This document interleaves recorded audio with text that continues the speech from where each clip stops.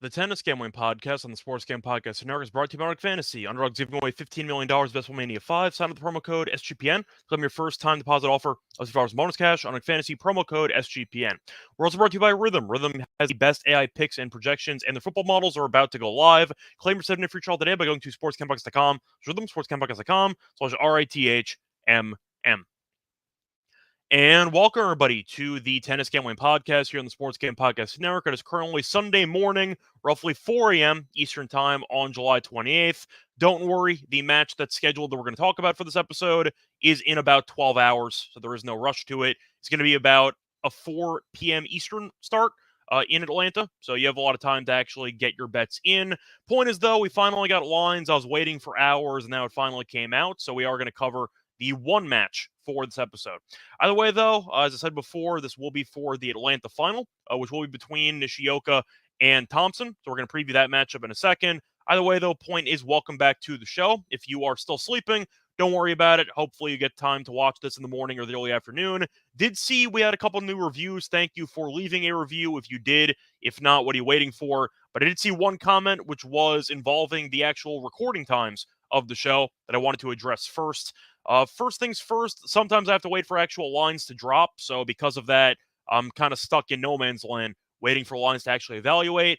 The other point, though, is something I could probably improve on, which is actually trying to make the time in the, I'd say, evening to actually record. The issue is I'm editing a bunch of podcasts, and I'm also on the NBA show, the MLB show as well. So it is kind of difficult to actually find the time to do the research and to record tennis earlier, but I do recognize your complaints about it. I'll try to do a better job of recording it earlier. So either way, point is, before we get into any of the recap of what happened on Saturday and before we preview the matchup on Sunday, do you want to remind me once again to like, subscribe on YouTube.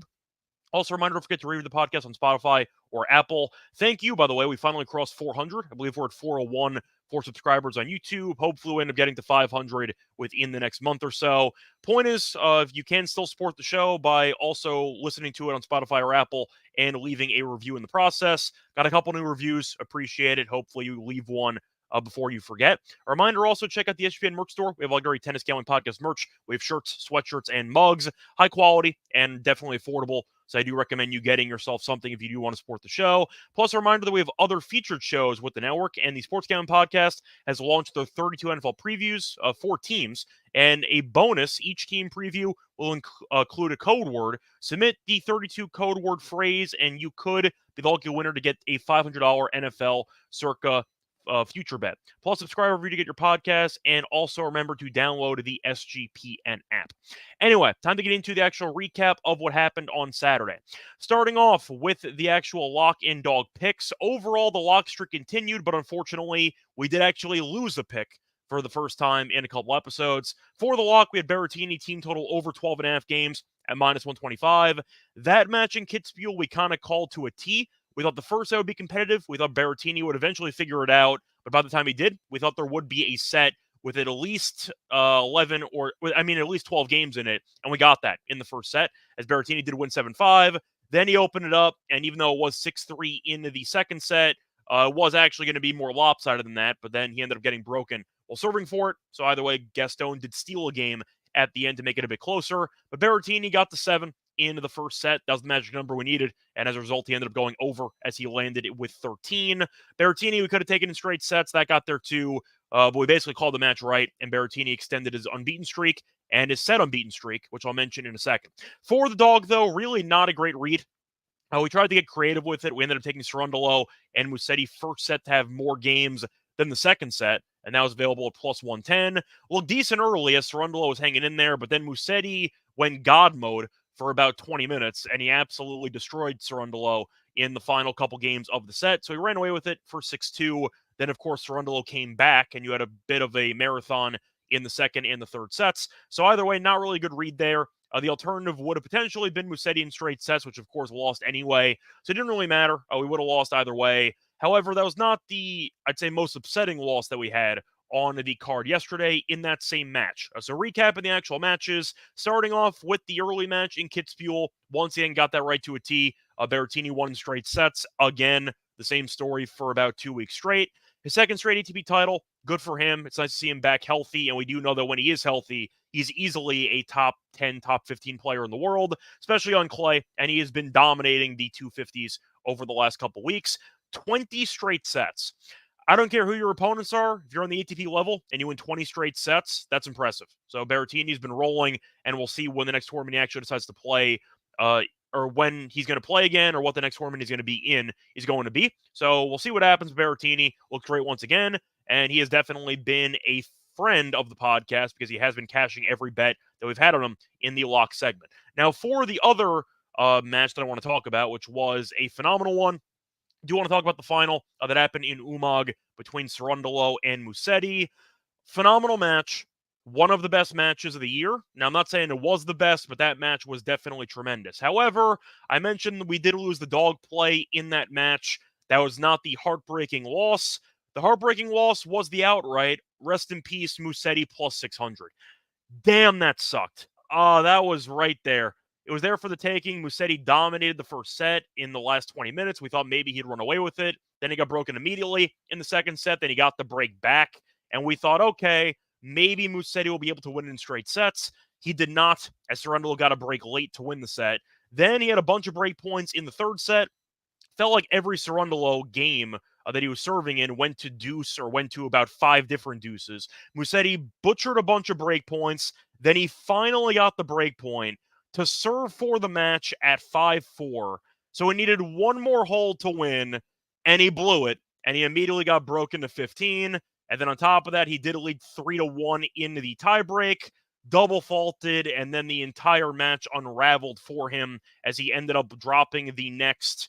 I want to actually do the math here. It was 3-1, so he dropped the next 5 points in the breaker. So once again, Musetti ended up having 4 break points in. He had 2 break points in the 1-1 game. He had 4 break points in the 3-3 game, did not convert any of those 6. Then he finally converted in the 9th game, and then he got broken back serving for the match. And then he was up 3-1 in the breaker, lost 5 straight points, fought off 2 match points, and eventually did lose 7-5 in the breaker. What a heartbreaker. Damn, that sucked. But Musetti gave it a good run.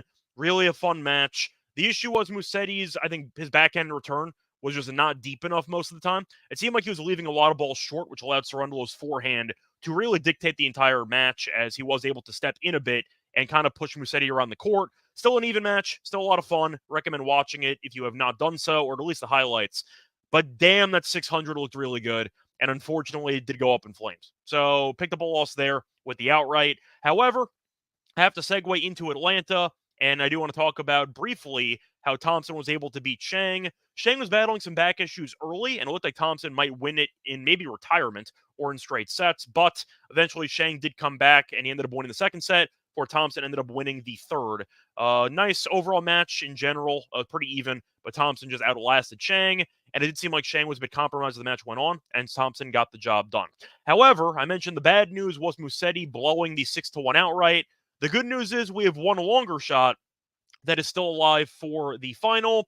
Nishioka at 33-1 is in the final in Atlanta. So we're one match away from one of the biggest outrights we've ever hit, and hopefully we get there. I think right now the record for the biggest outright was Eubanks last year. I think in Mallorca, I think he was 25-1. I think. I might be wrong about that, but the point is I know that we've had a couple of 20-1 shots or higher slightly. I don't believe we've had a 30+1 shot, and now we actually have a guy in the final. So hopefully Nishioka gets it done. Very fun match against Rinderknech. Did get a bit lucky in there because Rinderknech's serve was kind of on point for the final set and a half, but with the 3-set marathon that he had against Bellucci the day prior, did seem like Rinderknech's fitness was betraying him, and he had an injury timeout with his hamstring, and then we saw Nishioka capitalize by breaking to win the match in the 4-5 game to win 6-4 in the final set. So Nishioka was on point early, then he struggled, and then Rinderknech dipped again, but I think the hamstring injury kind of saved him, and Nishioka got the job done in the third set. So 33-1 wasn't pretty in the last round, but he got there, and now we'll see if he can beat Thompson to cash us the big long shot.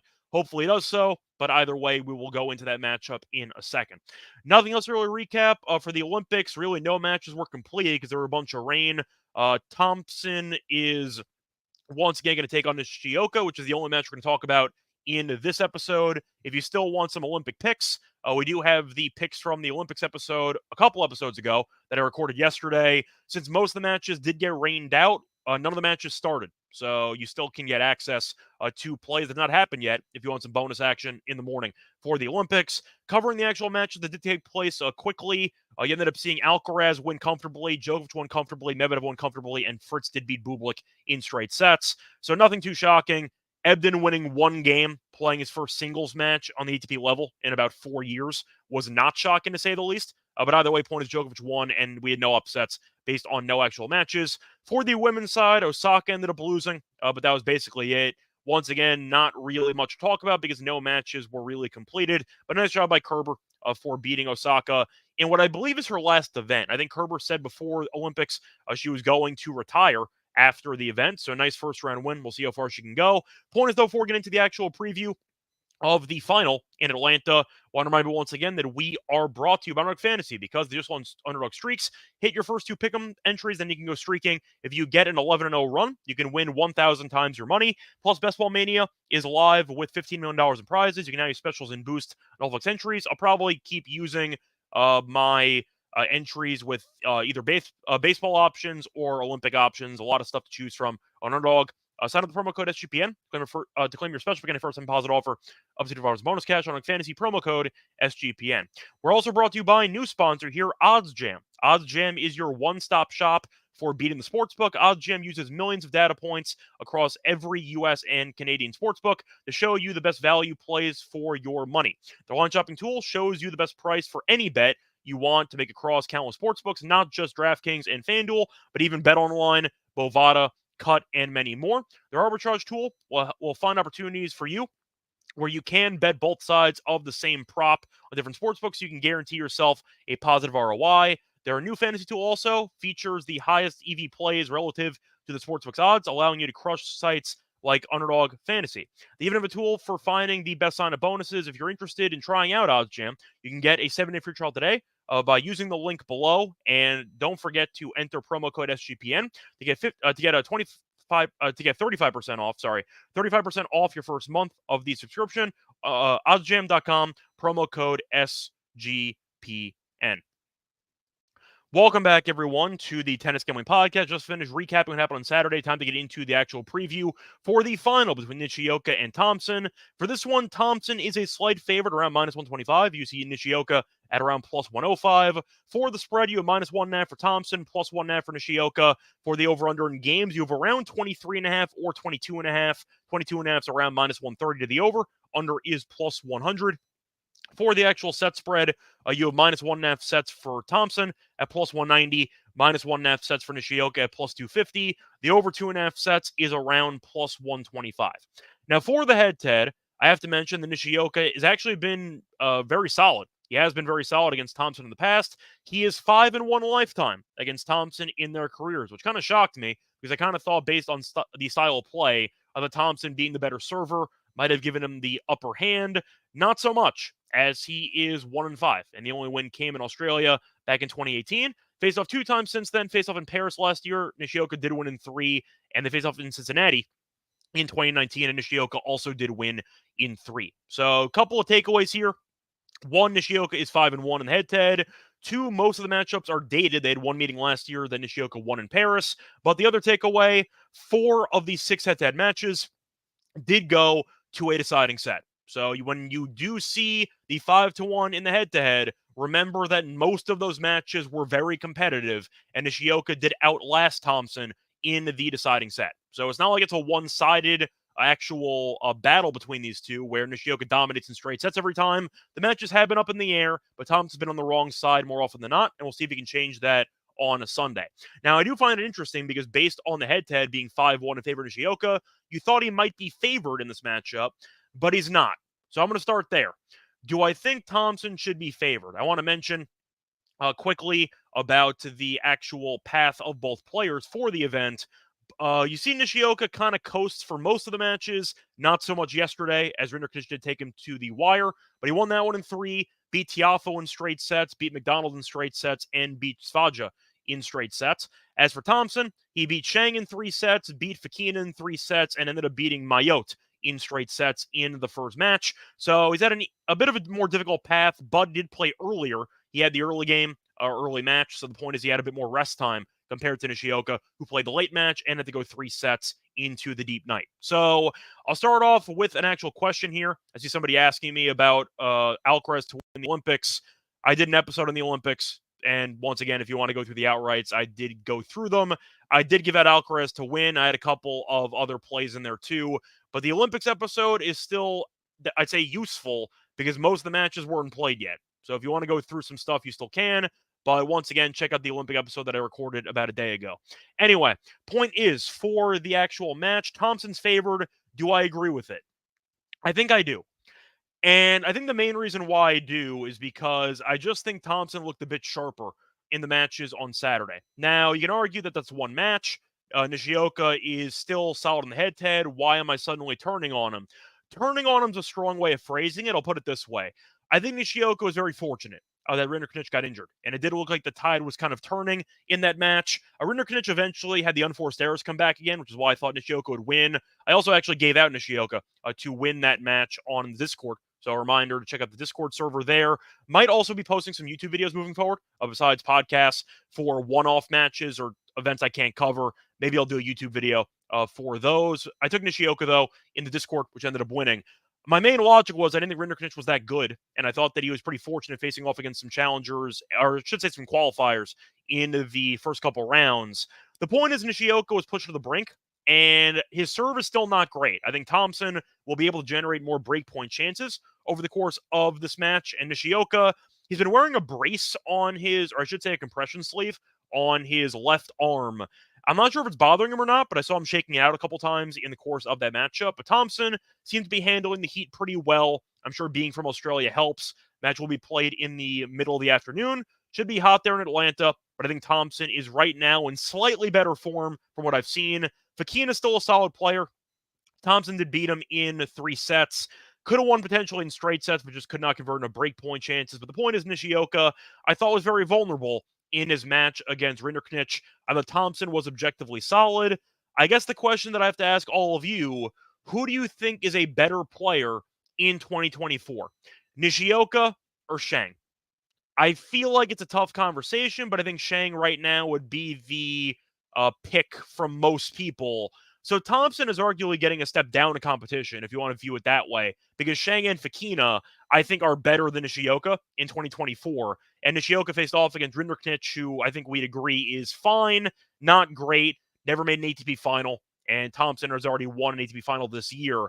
I think Thompson should be favored, and even though I have 33-1, I think I'm going to hedge out of it partially. I think Thompson is a pretty cheap price here, and I am going to pick him to win.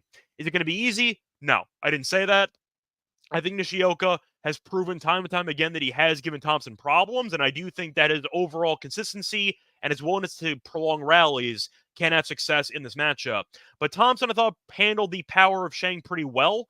I thought he returned pretty well. The issue with him has been converting breakpoints, but his serve's been solid, and Nishioka's serve has been kind of iffy. He's kind of at the battle through a bunch of service games. I think Thompson will eventually break through. I think he'll probably win in 3, but I am going to lean to the Australian to win his second title of the year. Hopefully I'm wrong, but I do think you're looking at what should be a fun matchup that goes down to the wire, like the head-to-head history suggests, but I think the favorite is actually a bit short. Looking at the matches from today, I would have put Thompson at like minus 135, minus 140. I think 125 is actually a pretty good deal. So I am going to lean to Thompson. I think get the job done in this one. I think it's going to be close, though. I think Nishioka will have some moments, but Thompson's serve, I think, will be the main, I'd say, factor or the main differentiator between these two players. I think Nishioka will struggle too much. And if Thompson applies constant pressure to his service games, he should find some openings. Give me Thompson and give me the over in this one. That's going to wrap it up, though, for the actual preview of this match. Now it's time for the lock and dog picks. Before into that, do want to remind you once again that we are brought to you by Rhythm, because Rhythm does have a lot of great AI picks and props, and you might be missing out because they also just dropped a bunch of winners for the 3M Open in golf, and their football models are about to drop. You can even customize your own betting model easily using Rhythm's tools. Claim your 7-day free trial today by going to sportscampodcast.com, rhythmsportscampodcast.com/RITHMM. We're also brought to you by Circa Survivor and Circa Millions. Circa Sports is back with Circa Survivor and Circa Millions, giving away $16 million guaranteed prizes. And of course, if you don't have a trip booked yet for Las Vegas for football, Ultimate Contest Weekend's a great time to go. Hang out with Ryan and Sean and enjoy some of the open bar events, the World's Best Sportsbook, from August 22nd through the 24th. Use promo code SGP15 to get 50% off your hotel room, 15% off for sign-up weekend. Sign up in person at Circa Sports between now and September 7th, and use a proxy to play from anywhere. We have a deal with footballcontestproxy.com. The $50 with the promo code SGP. Welcome back, everyone, to the Tennis Gambling Podcast. Just finished previewing the final in Atlanta between Nishioka and Thompson. Now it's time for the lock and dog picks. For the lock, I am going to go with a team total once again. Going to go with the Thompson team total over 12.5 games here at -130. This was on Bet Online. I saw DraftKings at the same prop at -150. I'll take the 20 cents. No questions asked. Now, a couple reasons why I'm going to go with the Thompson over here for team total. First reason, he has gone over this number in all three matches in the event. He went to 3 sets against Shang, went over. 3 sets against Fekina, went over. And then, of course, he ended up beating Mayotte in straight sets. But there was a 7-5 in there, so he ended up with 13 games. But Thompson's been going over regularly, and Thompson has gone over this number in each of the last 2 head-to-head meetings. You're looking at the head-to-head. 4 of the 6 meetings have gone to 3 sets. I'm expecting it to be close. I think he'll get 1 set that's extremely close, maybe a breaker in there. Point is, though, to look at the actual head-to-head between them. There is a pretty interesting stat that I want to mention when it comes to their actual sets. And I will point out that each of the last 2 meetings had at least 1 set with at least 12 games. So there has been at least 1 marathon set, maybe 2 in some cases. But Thompson, I think, should be able to potentially win a set 7-5 or 7-6. Maybe you get 3 sets and you have a good chance to win anyway. But if Thompson wins it the way Berrettini did on Saturday, 1 competitive set, 1 relatively straightforward, you still win at 12.5. So a couple ways to get there, but I think 12.5 is a good deal. Give me Thompson team total over 12.5 games at -130. Just because I'm picking Thompson to win does not mean that I feel extremely confident about it. Nishioka could win. I see a close matchup, though, and once again, a couple of scripts to get this team total over. I think that's the better play and the safer play. So I'm going to take that instead of the money line as my lock. For my dog, I am going to go with the marathon expectation, and I am going to back history with this head-to-head. Give me the over 2.5 sets at +125. Thompson's going to 3 sets in back-to-back matches against, once again, Shang and against Fekina. And you are looking at 4 of the 6 head-to-head meetings not ending in straight sets, including each of the last 2. So with that being the case, I think history suggests these guys will have a war. I think you're looking at the overall style of play between these two. A lot of long rallies, a lot of overall heat in Atlanta. So you might see some energy level dips and potentially seeing some, I'd say, guys finding, openings in each set to create a marathon. But when you're looking at Nishioka, he also went to 3 against Rinderknecht. I think both guys can have pretty solid game plans for each other. And based on the overall history of the head-to-heads, you tend to see it kind of balance out into an evenly matched affair.